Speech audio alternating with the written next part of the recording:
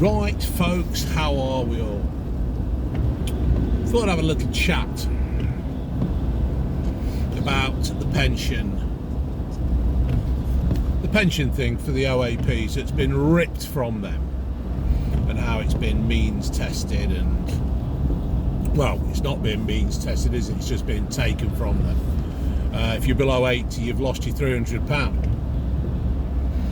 Now, back in the day, the Labour government was supposed to look after the people. A lot of the things that have been brought in, social security, the NHS, and all this have been brought in by the Labour Party, and it did a good job. Fair play to them back in the day.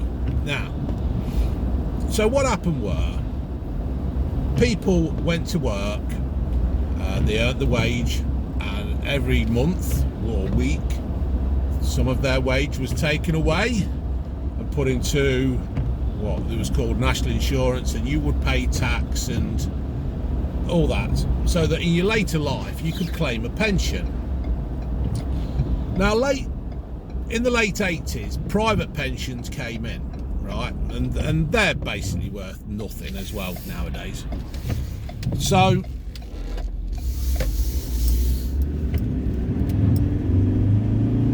what happened was, you went to work back in the day, in the 50s and the 60s and the 70s and the mid 80s, and you paid in. And even now, people are paying into a system. You take your tax and your national insurance and everything, and it goes in. And in theory, you should get a state pension. And then there was Gordon Brown brought in the heating allowance, didn't he, to help out, which is good. Fair play. I'm not a fan of Gordon Brown. For obvious reasons, I'm not a fan of Gordon Brown. But he did do this.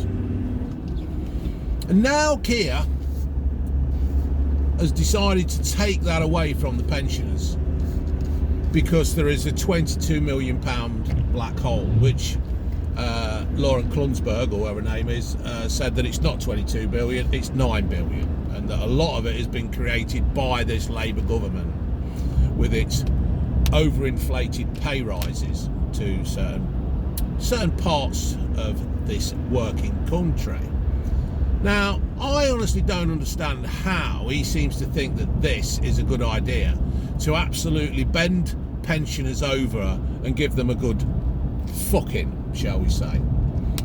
I think it's an absolute disgrace that people who relied on this pension, heating allowance, has now just had it just taken away from us. There was none of this in the manifesto of the Labour government on the election. There was none of that. They have not just moved the goalposts, they've taken them down. In fact, what they've done, they've taken them down and burnt them. It's an absolute disgrace. Now, people call the Tories, and rightly so. And rightly so, they call the Tories, because of, they're not the most generous of people, are they? But for people to have gone to work all their lives and then had something like this, a benefit, taken away from them, is a disgrace. And the fact that the money has been taken away and given to other places is an absolute disgrace again. The £11.6 billion that is being given to foreign countries by Ed Miliband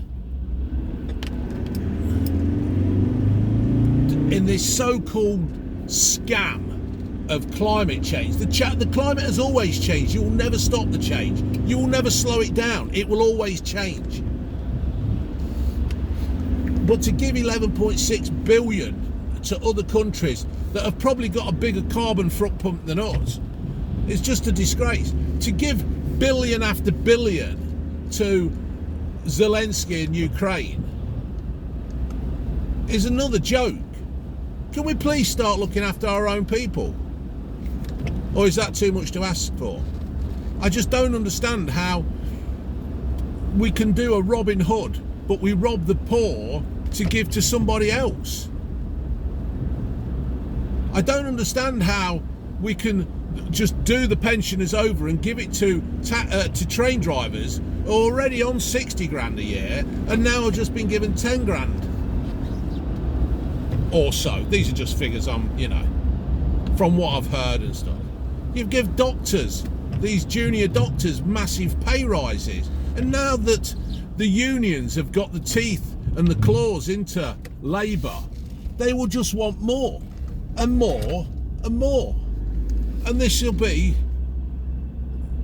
that's it. That'll be it now. Every time the unions want something, they'll be saying, why didn't you do this? Why did you give them some money? Why can't you give us? And it'll all be inflation busted in pay rises, and no company, nobody will want to come here. People are going to leave. The rich people will leave. You've already got that Charlie Mullins, the Pimclo plumber, ain't you? He's already on about leaving. And people are having a go at him, and you're thinking, well, why? Why does he want to stay? Why should he want to stay? Why should anybody want to stay here and pay millions of pounds of tax to see it just wasted? You see, the thing is as well, Thatcher, you like Thatcher or you don't really care. But she certainly stood up to the unions, where Starmer is not. He's just let them take over. I don't honestly understand it. I just don't understand how he can just go away and give it. Because I'll tell you this now, it won't be long before the unions are coming back and wanting more. You want to slow down, love, in this weather, in these roads. They will. They'll just come in and take over. And Starmer has now laid the footings, the foundations, the groundwork, the blueprint, the bar for all the unions to come in and start asking for more. You need people to come into this country and start investing. And I can't honestly see anybody wanting to come here and invest in this country. You've got Angela No-Brainer Rayner, yeah, giving all these what's the word, luxuries, or these rules where you cannot sack anybody even if they're incompetent at the job, even if they don't keep turning up for the job, yeah, and then other people have to carry the can for them. You can't sack anybody. She's taken everything out of the employer's hands. It ain't going to be worth coming here. There's no point. You may as well just put a sign up on Dover saying we're fucking shut. It'd be like Woolworths back in the day. Woolworths when that closed down, and Wilco's, yeah. I just honestly don't understand it. There is nothing that he has said that just fills me with any confidence of this country getting back on its feet. In fact, it's quite scary. And all of this, and as I make this video now,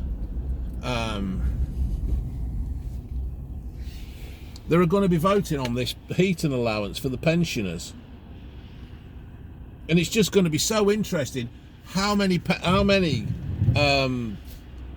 Labour MPs will grow a set and vote against it. Some are saying they're going to abstain. I think that's a cheap cop-out. That is just a cheap cop-out of not voting. That is scary. They're all scared. They're all scared of losing the whip. They're all scared, but what they ought to be scared of is their own constituents who are going to be noting who voted. It's not looking good. It's not looking good.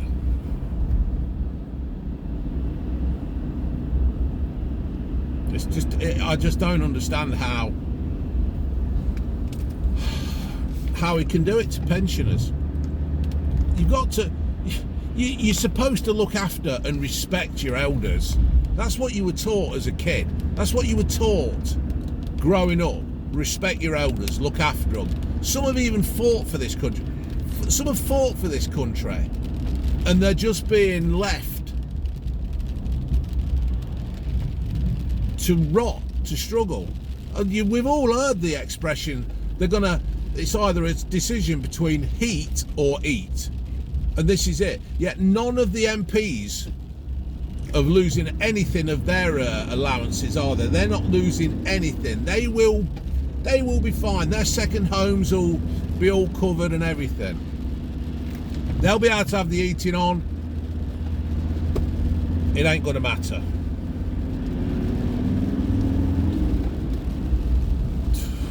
I just don't get it. I just don't understand it. I actually, I can't say I'm a fan of Keir Starmer, but he talked a good game. He said what he was going to do to get into power, and that's it. But it's like around our way, we've got Labour MPs. We've got Amanda Maniac. We've got Jeevan Sandher, and none of them, before in the election, they were all out. They were all over the place. Oh, vote for me, vote for this, and vote for that. And I'll look after you, and I'll sort it out. They were going to be tough on crime. They're letting the fucking criminals out. Probation service is saying we can't handle all this. When you get let out of prison, you're supposed to have somewhere to go. Half of these they've got nowhere to go. I just don't understand what's going off. Gliders.